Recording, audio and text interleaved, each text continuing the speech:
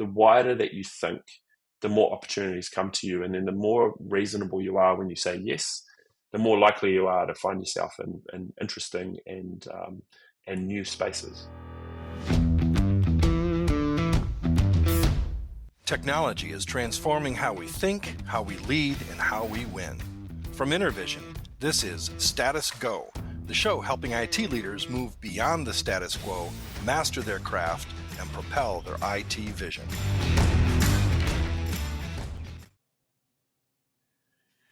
Hey everyone, welcome back to another episode of Status Go, the podcast where we dive deep into the world of digital transformation, innovation, and of course, leadership. I'm your host, Jeff Tunn, and today we've got a real treat for you. Today, I'm thrilled to be joined by a guest who's truly a force to be reckoned with in the digital commerce industry.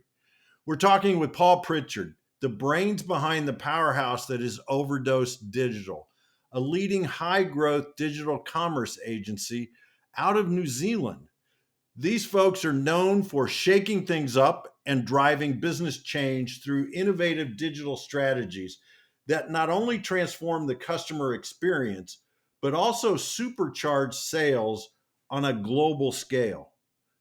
But that's not all. Paul is also the host of a popular podcast, Overdose and Chill.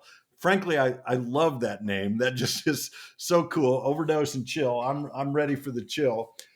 Today we're going to sit down with Paul and we're going to delve into the journey that has been Overdose Digital.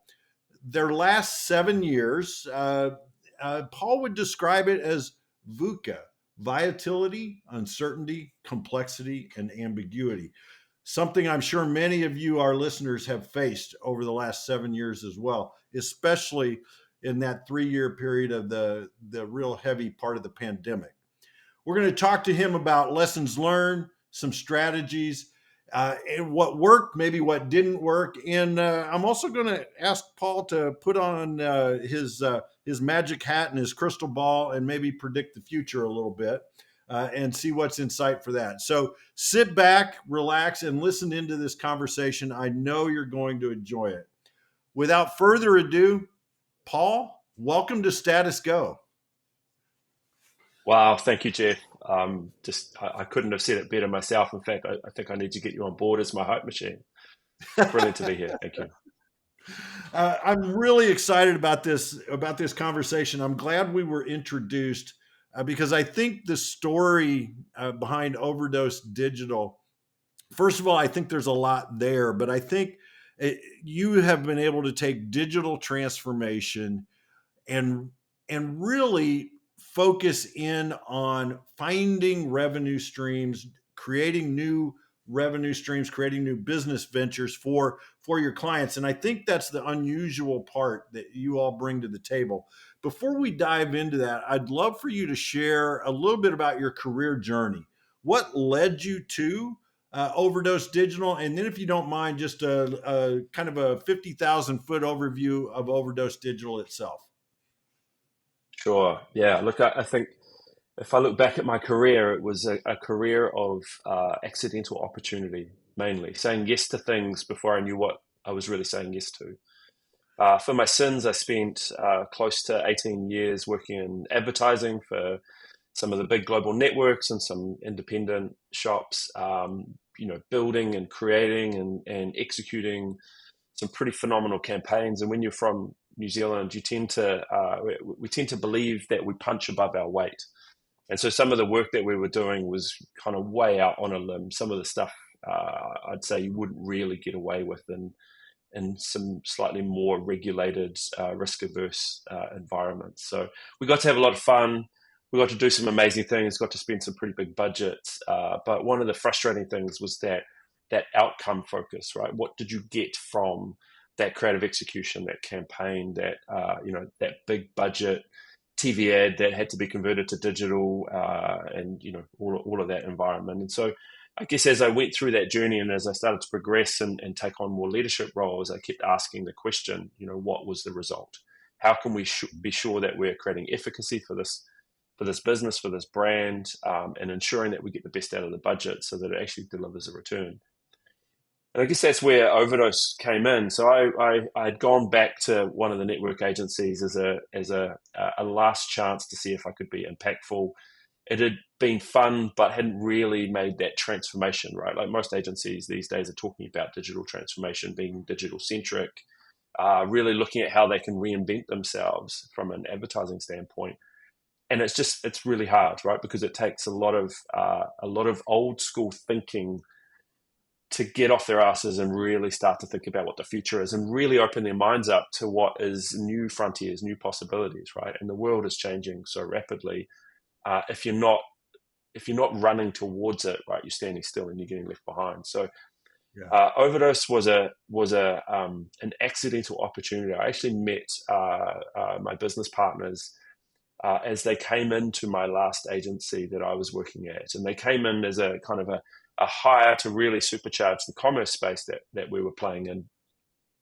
And they lasted for about 2 weeks before they realized that the energy and the effort and the way that they operated just didn't fit, right? Like we were slow and cumbersome, and everything was about the bottom line. And in reality, right, as soon as you focus on the bottom line first, everything else starts to fall apart, I believe. And so I met these two gentlemen, and we kind of clicked, right? We had an HR meeting, and that kind of meet and greet that HR loves to set up for half an hour and have a quick chat, and then you move on.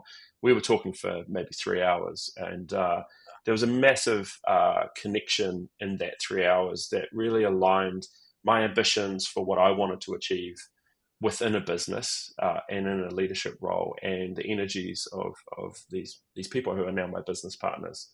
And so Overdose was born out of that. I joined slightly after it had started, as I exited the agency that I was in at the time. We came together with a common goal that, we'd stumbled on this opportunity in commerce right at that tipping point where the accessibility of technology and the concept that you could hire anywhere and get great talent was starting to converge in a much more I guess manageable and I guess accepted way. Yeah. And so we'd won a lot of clients in New Zealand, and we were frantically figuring out how to deliver on all the promises that we made. And at the same time, we had this ambition to take what we were doing and literally test it on a global stage. We wanted to be the ones that just broke down or broke through all of those glass ceilings, broke down the doors, and did something from New Zealand that no one had ever done before. And that was really take on the global commerce landscape and become the world's largest independent global commerce consultancy. And that's still our ambition today. And how we've got there over the last 7 years is definitely a journey and an adventure as well. And some of the lessons that you learn, I guess, from a leadership perspective, but also from being a people-centric business, right? Like literally what we're doing is bringing talent together and then putting it in front of the merchants that we work with wherever they are in the world and helping them solve problems to grow their businesses in a sustainable and manageable way.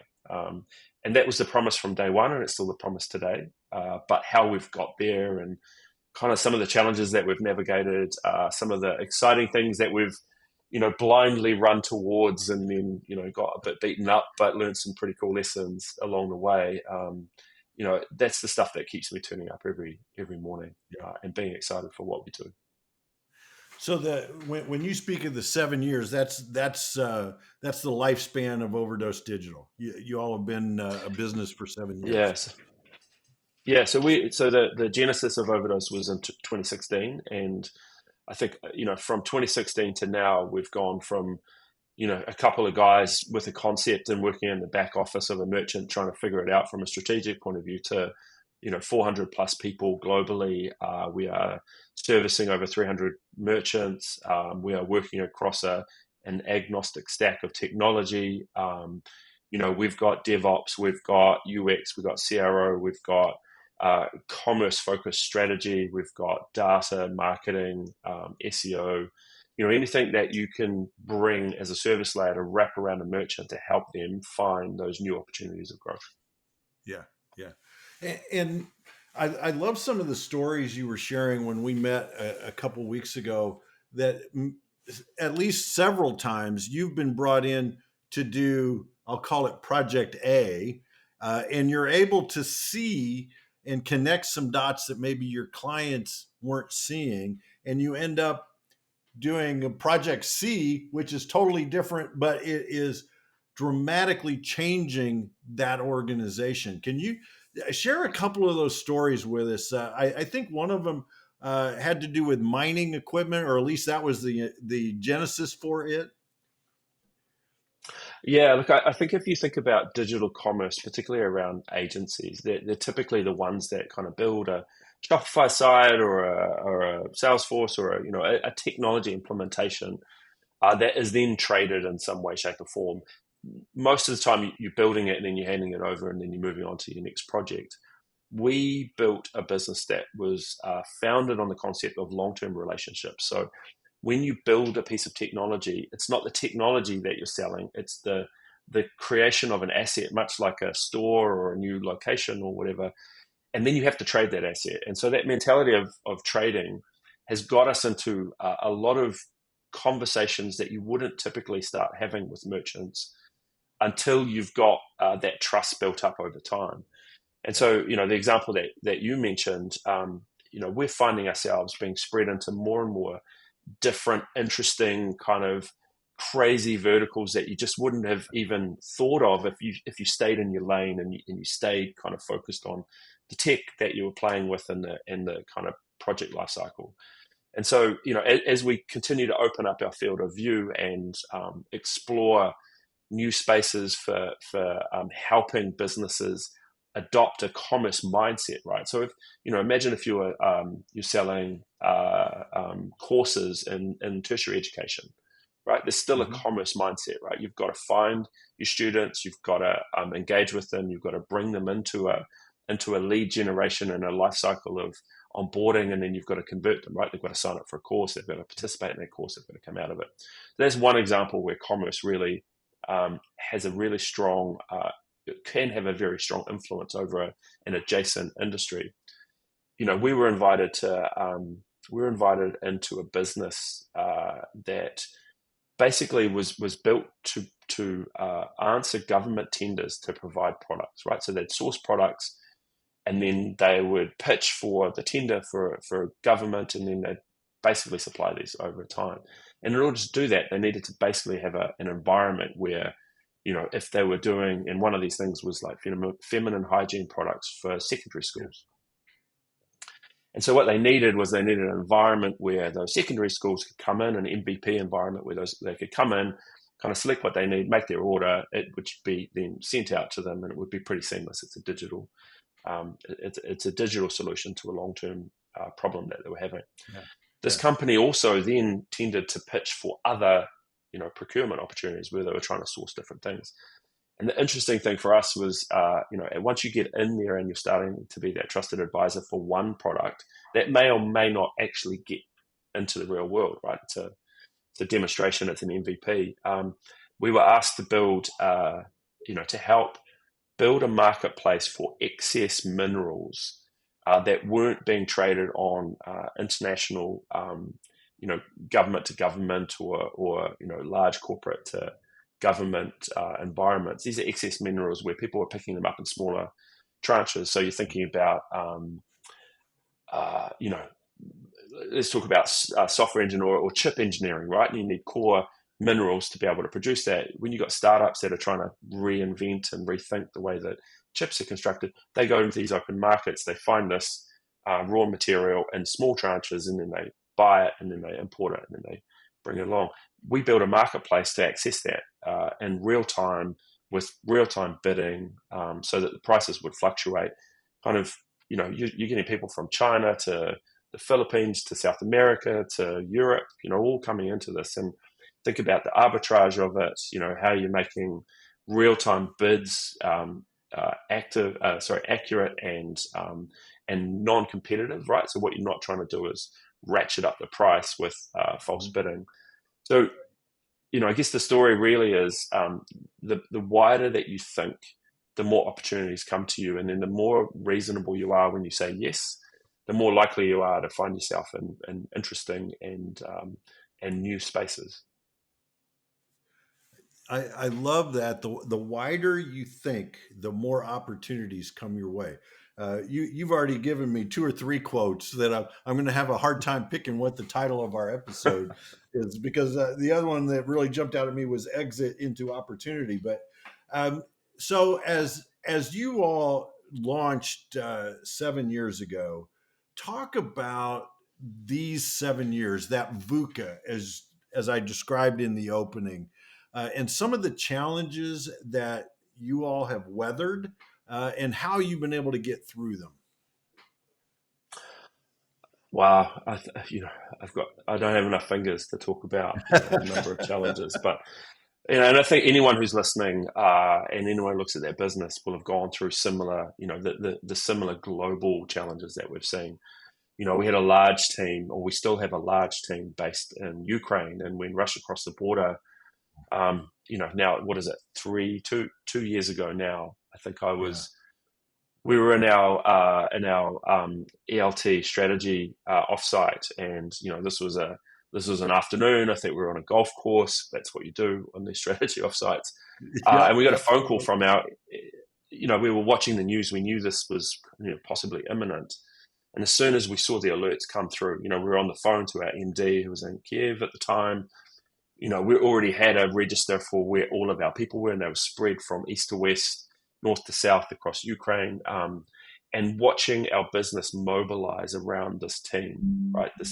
This team that is the backbone, that has been there since day one, has grown out with us, are considered, our left and our right hands within the business. Watching people in New Zealand and Australia and Singapore and North America and other parts of Europe really just mobilized. Like, we had a team on the ground in Berlin at the time who were literally looking for holiday homes that were available, reaching out to people that they knew, finding places for people to stay as they needed them.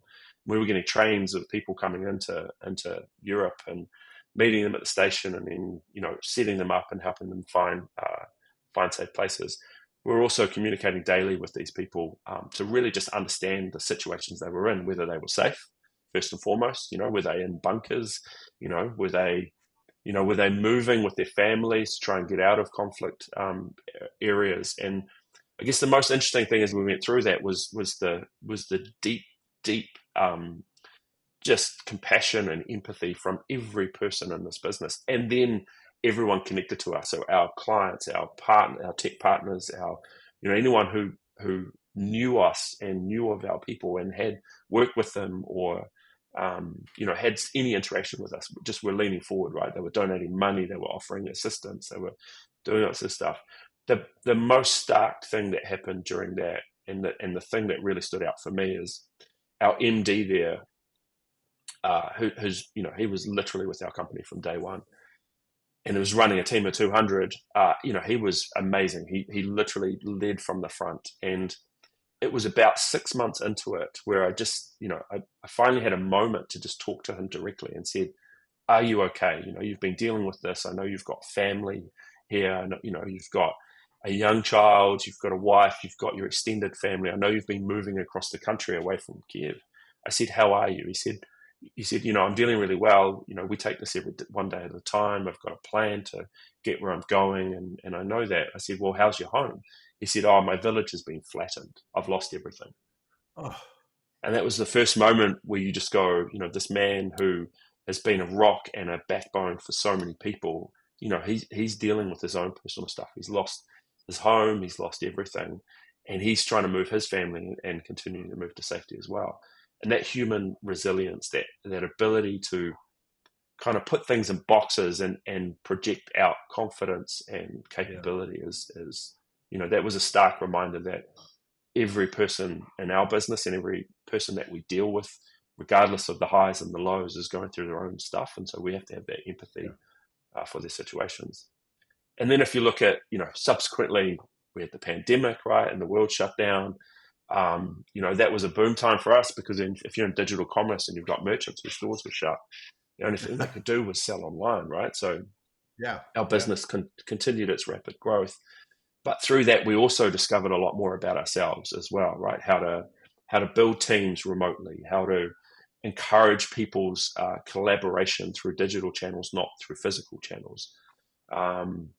how to adapt to an environment that had to move at lightning speed, right? Where you had click and collect happening overnight, or pick up from curb. You had to kind of figure out your shipping, right? We had logistics issues from day one, right? Ships stuck in ports and all that sort of stuff, and we had to lean into this with the merchants that we were with.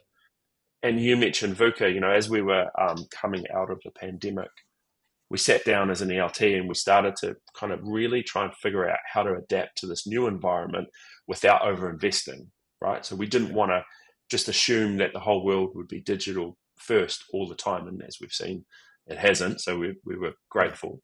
But we came across this term VUCA, right, which is volatility, uncertainty, complexity, and ambiguity. It's actually a military term coined by the US military to deal with uncertain situations, and to embrace that kind of environment. And so we took it on as going, look, the world, it's not going to change. It's always going to be volatile. It's always going to have a degree of uncertainty.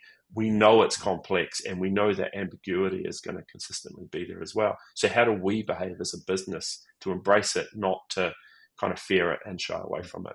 And so it's something that really kind of underpins the way that we operate, both as a people business and, the way that we look at the world through the lens of our merchants as well. So as you're looking at, you guys formed in 2016, 4 years later, you got the pandemic. We're just starting to come out of the pandemic when Russia crosses into Ukraine. How has your leadership team been able to make the I'll call it the right decisions? It seems like you've navigated fairly well. I'm sure there's some pretty big bumps in the road, but you've made some pretty good decisions over that time period. How have you as a team been able to do that? I'd say we made some brave decisions, right? I don't know if they were all good, but I think being brave, if we look at, we continually look at ourselves and go, what is it, what matters to us? And, we've just reviewed our values and some of the core behaviors that we believe in. And one of those is courage, right? The courage to move forward, the courage to make a choice. And I think if we look at it, our mentality is momentum. And if you get stuck on problems, you just spin your wheels. And so whether you make a good decision or a bad decision, making decisions is key. And so we've learned some lessons, right? Like we opened an office in Europe and just got beaten up, right? It was hard. It was different. It was, we couldn't travel. We couldn't be there to really support in person, make those human connections. And it just didn't work out. And so we had to leave with our tail between our legs. We've been in the US now for close to 4 years in various shapes and forms. And, we are still just finding our feet because it's a unique and interesting and massively exciting opportunity. But how you navigate those, right? Sometimes just saying yes and starting is the best thing.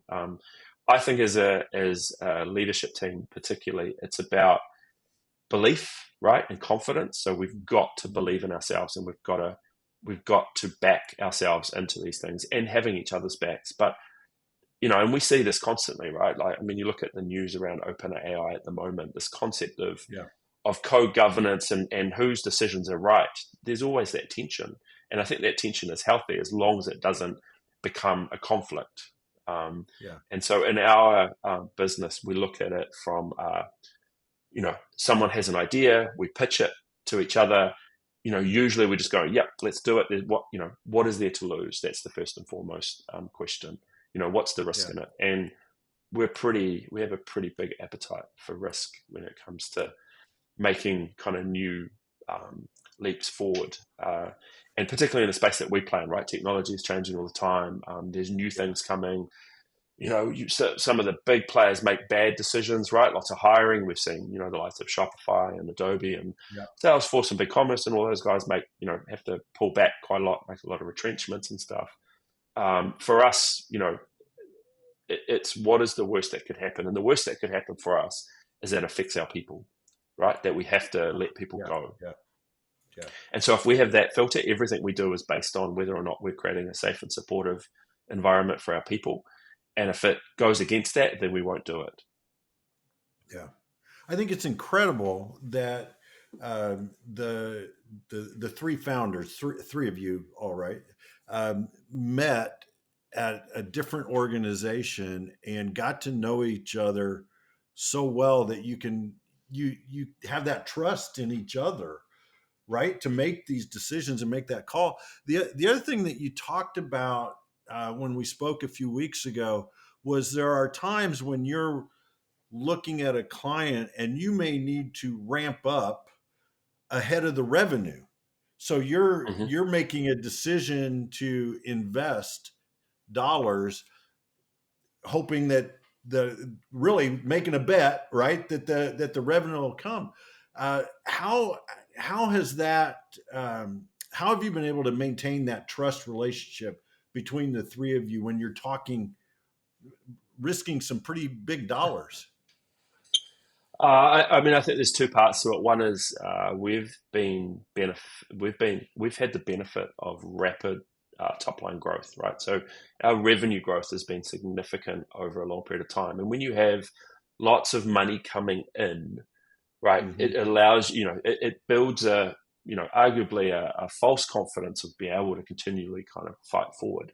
Now, Yeah. we've hit the world has hit some interesting economic turbulence, right? Interest Yeah. rates, FX challenges. When you come from New Zealand and you're trading predominantly on the USD, when it drops from 72 cents to 52 cents, you start to really feel it, right? And so, Yeah. when over the last probably 18 months, right, where we've seen some wobbles out there and our willingness to invest, particularly in human capital, right? We're hiring people invested in new technology particularly, but also in other adjacent areas like data and marketing and that sort of stuff. We have to now be a lot more, I guess, responsible with those decisions, where I think Yeah. previously, Yeah. because of the rapid acceleration, we could afford really quickly to make a move and then, suffer the kind of 200, $500,000 cost, because the revenue was always coming. When it starts to slow down, and it's still, we're still doing pretty well, I'm not complaining there. We do have to sort of take a step back and go, all right, what do we look like? And if I look forward to 24, one of our core focuses is going back to our principles of looking after our people, and what is that going to take? Ensuring that we Yeah. build value-based relationships with our clients and maintain those. Those human interactions, those people-to-people trusted advisor, business relationships are really core to us, right? We can't propose new things to our merchants if they don't believe in us. So we're going to go back to those and reinvigorate those over time, over 2024, because that's where the gold is, right? That's where the nuance of change and the opportunity of growth will happen. I think the other word that you used as you were describing that a few weeks ago was ambition. That's part of what differentiates you from others is that ambition. So, I'm hearing words like brave, courageous, ambitious. What other values help drive you personally and drive Overdose Digital? Mm. I think the number one value that we really thrive on is curiosity. Uh-huh. The ability to constantly believe that we're never done, right? And therefore to be constantly curious about what is next and what's out there, and where we could kind of navigate off to the side. That doesn't necessarily mean we're always going to do that, but Mm-hmm. the willingness to continually investigate new things is still a core part of who we are. The other value that we have is together. So understanding that we're stronger together than we are alone. And that's really an encouragement that the Overdose business is actually a network of exceptionally talented human beings in different parts of the world. Fundamentally, if you're a person who works in our business, there will be someone who does what you do somewhere else in the world. And so we encourage that concept of together, that building of your own Overdose network, to ensure that you've got that kind of intelligent support, and that I've been through this, oh, so have I, or I've got this question, oh, that's a question I've been asking, that kind of you're never alone mentality. If we get these things right, we're encouraging people to be open-minded, asking questions, looking forward, and then we're encouraging them to do it together. Yeah. And so as long as we can stitch people together like that, I think we can't help but succeed. But you've got to work at it all the time. And being spread out across the globe, trying to build that togetherness has got to be, first of all, incredibly challenging. What's one of your, I guess, best practices, lessons learned? How do you do that? How do you connect people across the globe? Yeah, so I mean, I guess once the world opened back up after the pandemic, we can get back on planes, and so we could spend more time in person in the locations. I think I've been up to the US now, quite a few times just to really connect with our team on the ground. Into Southeast Asia, across the ditch, into Australia. Haven't really got up to Ukraine yet. Still probably a little bit risky for us, but I think spending more time in person with our people just reinforces my personal belief that if you focus on the differences, you'll always find that you're different. I believe fundamentally that we are more alike than we are different. And so finding what we're similar, what's similar about us is the core to connection, right? Yes, we may operate in different, financial jurisdictions or legal jurisdictions or different countries with different nuances, but we're all attracted to doing the work that we do for the same reasons, right? We want to have personal success. We want to see and be recognized for the success that we bring to our clients, to the partners that we work with. And if we can find those commonalities, it's what is going to bind us together. We have we've just launched an internal training program for our next generation of leadership. It's the Overdose Academy, and we use an external provider to provide parts of it to ensure that we're getting kind of new perspectives in there. And one of the things that we've done with this team is we've focused on their strengths, right? We've used a tool called the Clifton Strengths. And what it says in there before you even get into the assessment is it says, we're not looking to fix weaknesses. In fact, there's no such thing as a weakness. What we're looking to do is focus on what you are strong at and accelerating your expansion of that, stretching you into spaces that are adjacent to that. So I think, that mentality of, focus on the good, right? Focus on on what you are strong at and focus on what is common is a really key piece, right? We're more alike than we are different. Yeah. I really, this time has flown by, Paul, and we are out of time, but I want to extend an invitation to have you back on the show sometime in 24. Because I think we've just barely scratched the surface on these lessons, and I think our listeners really can find value in some of these things and your approach to those. And what I'd love to do to wrap up, if you'll indulge me just a little bit, is we always like to end with a really strong call to action. We want to be very specific to our listeners. Now, our listeners, our audience are technology professionals across the globe, but predominantly here in the U.S., mostly in leadership or emerging leadership type roles. So what's one or two things that you would suggest to them that they go do tomorrow because they listened to our conversation about Overdose today? Yeah, so I mean, I guess if we look at where we've come and where we're going, some of the things that hold us back is just that overwhelming feeling of so much change or so much opportunity.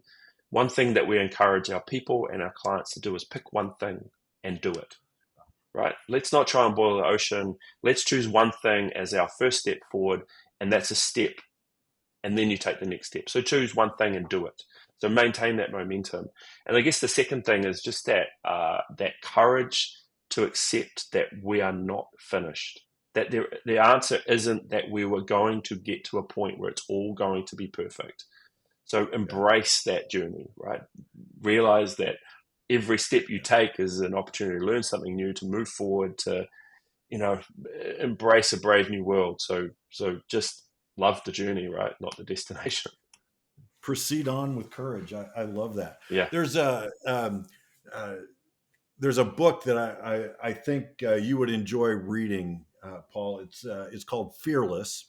It's by a friend of mine, Stephen Johns. Stephen has been on the show a couple of times, and Fearless really is a chronicle of it's a weekly email series that he was sending to his company during the pandemic. It was, heartfelt. Here's where we are today, and once a week he'd send those out, and he stitched those together in a story about his company overcoming VUCA during the pandemic. I think you would really enjoy that. So, Paul, I do want to thank you so much. I appreciate you being on the show. I appreciate that the grace in having to reschedule our interview from a couple of weeks ago. I really did appreciate that, and I'm glad we were able to get back together again. So thank you very much. Oh, you're welcome. And look, I've loved this conversation, and I'd be more than happy to come back and continue the chat. Thanks, Jeff. Fantastic. Would love to have you back in 24. To our listeners, if you have a question or want to learn more, visit intervision.com. The show notes will provide links, and we'll have Paul's contact information there as well. This is Jeff Tunn for Paul Pritchard. Thank you very much for listening. You've been listening to the Status Go podcast. You can subscribe on iTunes or get more information at intervision.com. If you'd like to contribute to the conversation, find Intervision on Facebook, LinkedIn, or Twitter. Thank you for listening. Until next time.